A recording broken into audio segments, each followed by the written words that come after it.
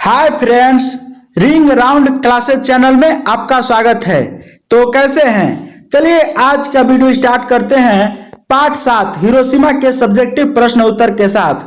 Hiroshima कविता के कवि हैं सच्चिदानंद हीरानंद वात्स्यायन अगे और इस चैप्टर का पहला प्रश्न है हिरोशिमा में मनुष्य की साक्षी के रूप में क्या है? उत्तर हो जाएगा फ्रेंड्स,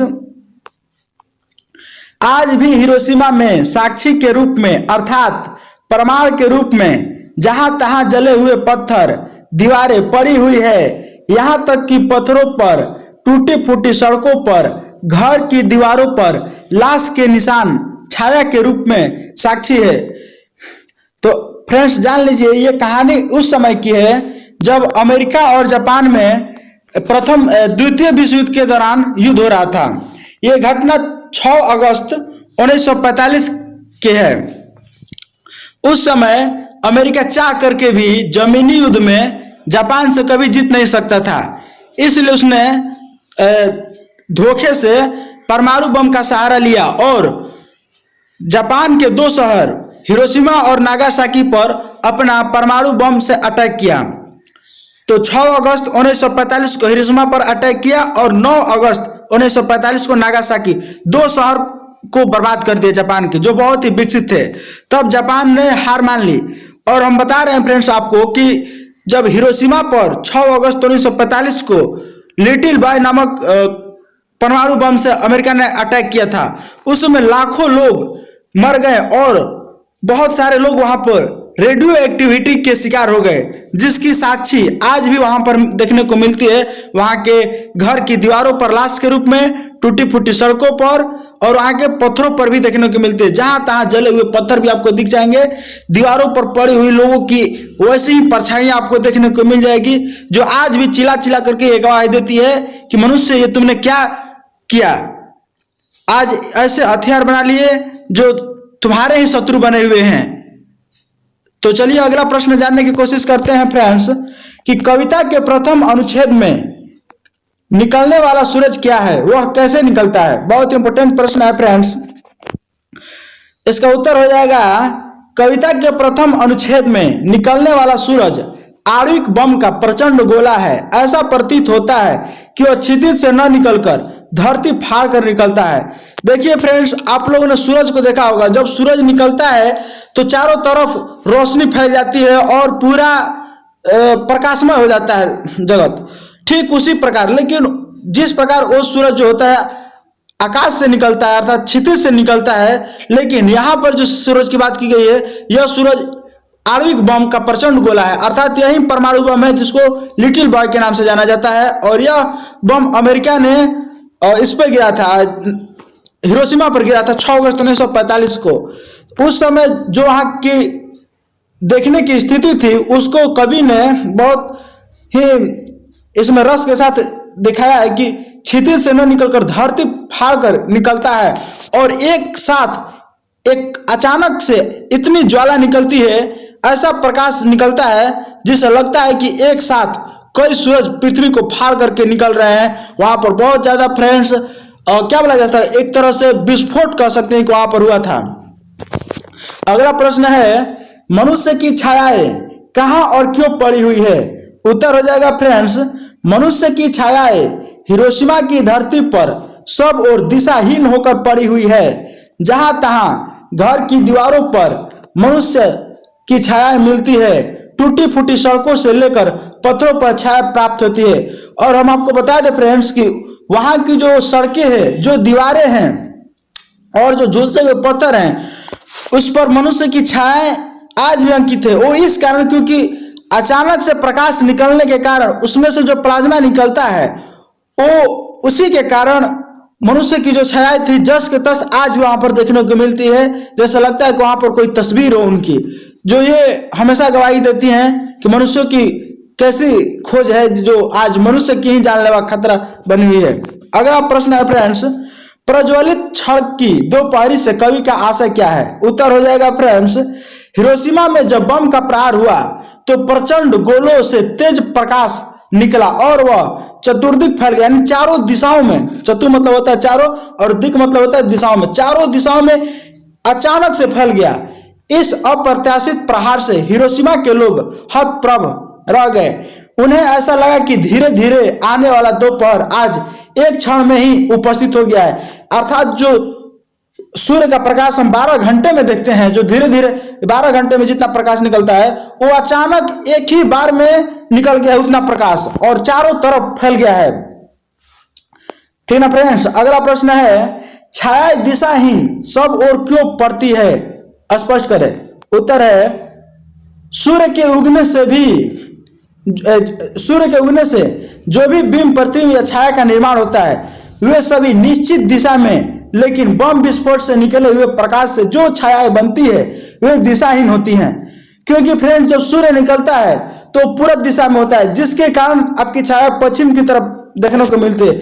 जब वो दोपहर में आपके सिर के ऊपर होता है तो आपकी छाया नीचे की तरफ देखने को मिलती है, और वहीं जब पश्चिम की तरफ जाता है शाम में सूर्य, तो आपकी छाया पूरब की तरफ देखने को मिलती है। लेकिन जब बम विस्फोट होता है तो उस समय चारों तरफ प्रकाश हो जाता है अचानक से, जिसके कारण छायाएं चारों तरफ फैलने लगती हैं। अगर पूरब से प्रकाश आ रहा है तो आपकी जो प्रतिबिंब है, जो आपका छाया है, वो पश्चिम की तरफ जाएगा। अगर पश्चिम से जब प्रकाश आएगा तो पूरब की जाएगा, और जब उत्तर से आएगा तो दक्षिण जाएगा, और दक्षिण से उत्तर। ठीक है फ्रेंड्स, तो छाया इसलिए दिशाविहीन हो जाती है क्योंकि आणविक शक्ति से निकले हुए प्रकाश संपूर्ण दिशाओं में पड़ता है। अभी हम आपको बताएंगे पूर्व पश्चिम उत्तर दक्षिण, उत्तर पूर्व उत्तर पश्चिम, दक्षिण पश्चिम दक्षिण पूर्व करके 200 दिशाओं में होता है फ्रेंड्स। उसका कोई निश्चित दिशा नहीं है। बम के प्रहार से मरने वालों की छत बिछत लाशें विभिन्न दिशाओं में जहां तहां पड़ी हुई है। ये लाशें छाया स्वरूप है, परंतु चतुर्दिक फैली होने के कारण, यानी चारों दिशाओं में फैले होने के कारण ये दिशाहीन छाया कही गई है। अगला प्रश्न है फ्रेंड्स, अज्ञेय रचित हिरोशिमा शीर्षक कविता का सारांश अपने शब्दों में लिखे। उत्तर हो जाएगा फ्रेंड्स, द्वितीय विश्व युद्ध में 6 अगस्त 1945 को अमेरिका के एक बम वर्षक विमान से जापान के हिरोशिमा नगर पर अणु बम गिराया गया था।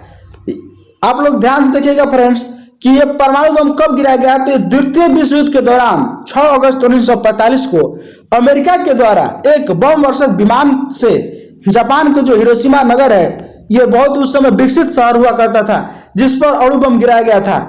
इससे जान माल की अपार क्षति हुई, जिससे जापान बहुत सारे आर्थिक संकटों से घिर गया, उसकी अर्थव्यवस्था गिर गई। हिरोशिमा शीर्षक कविता की पृष्ठभूमि यही है।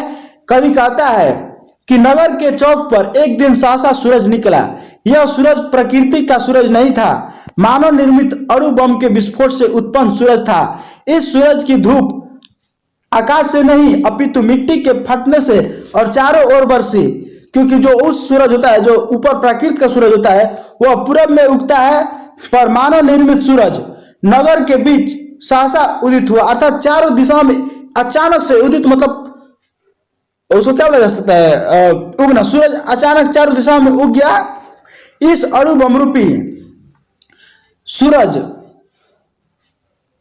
के उदित होने से मानव जन की छायाएं दिशा विहीन सब ओर पड़ी।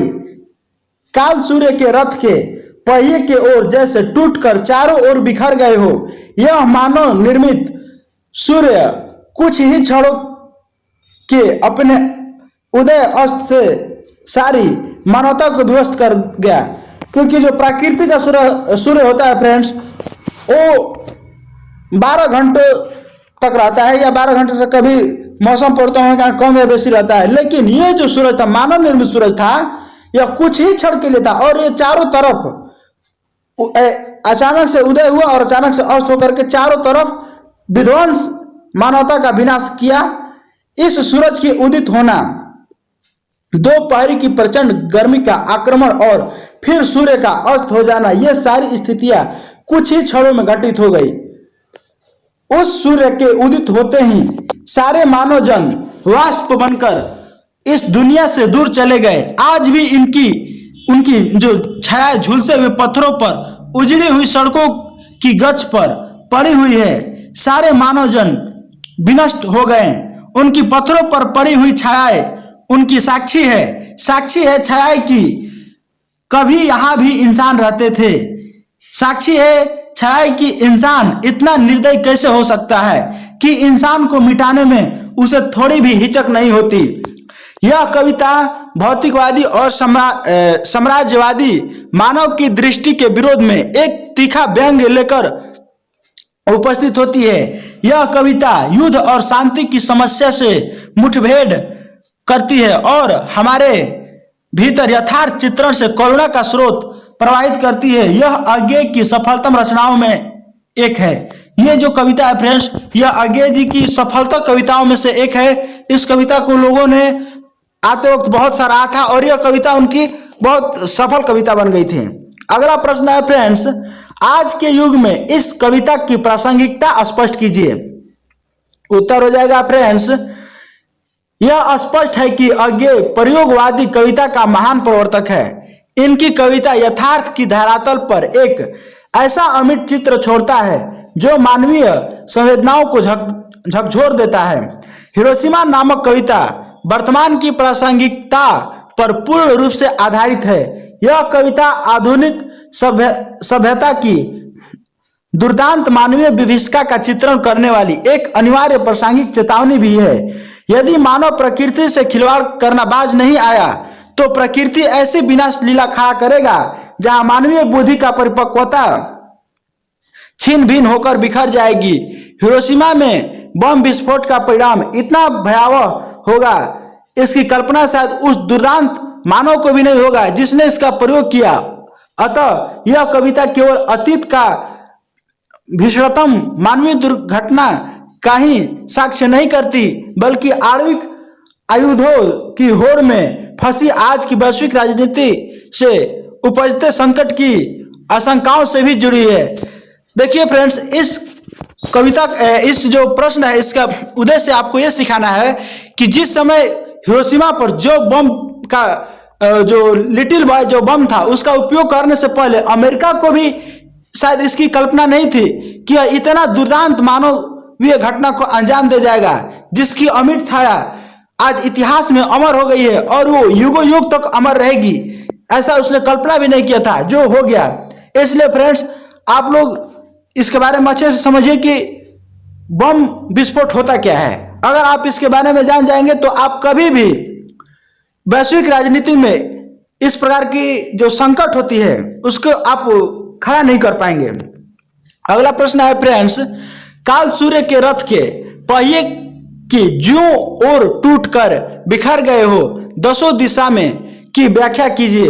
उत्तर हो जाएगा फ्रेंड्स, प्रस्तुत पद्यांश हमारी पाठ्य पुस्तक कविता हिंदी साहित्य के महान प्रयोगवादी कवि अज्ञे जी के द्वारा लिखित हिरोशिमा नामक शीर्षक से लिया गया है। प्रस्तुत अंश में यह कहा जा रहा है कि हिरोशिमा में बम का विस्फोट होना एक नहीं अनेक सूर्य के शक्ति के बराबर ज्वाला उगला था, क्योंकि जिस समय हिरोशिमा पर बम फटा था उस समय ऐसा मानो प्रतीत हो रहा था कि एक नहीं अनेक सूरज की शक्ति एक साथ ज्वाला बन करके इस पृथ्वी उगल रही है। क्योंकि वो सूरज प्राकृतिक का सूरज होता है वो आपको क्षितिज से देखने को मिलता है, अर्थात आकाश से उसकी प्रकाश जमीन पर आती है, लेकिन यहाँ पर तो जो सूरज था उसकी प्रकाश जमीन से निकल करके आपकी पूरी पृथ्वी पर फैल गई थी, उस शहर में पूरी फैल गई थी। इस व्याख्या अंश में कहा जा रहा है कि हिरोशिमा में आणविक आयुध का प्रयोग इतिहास की अमिट काला कलंक है।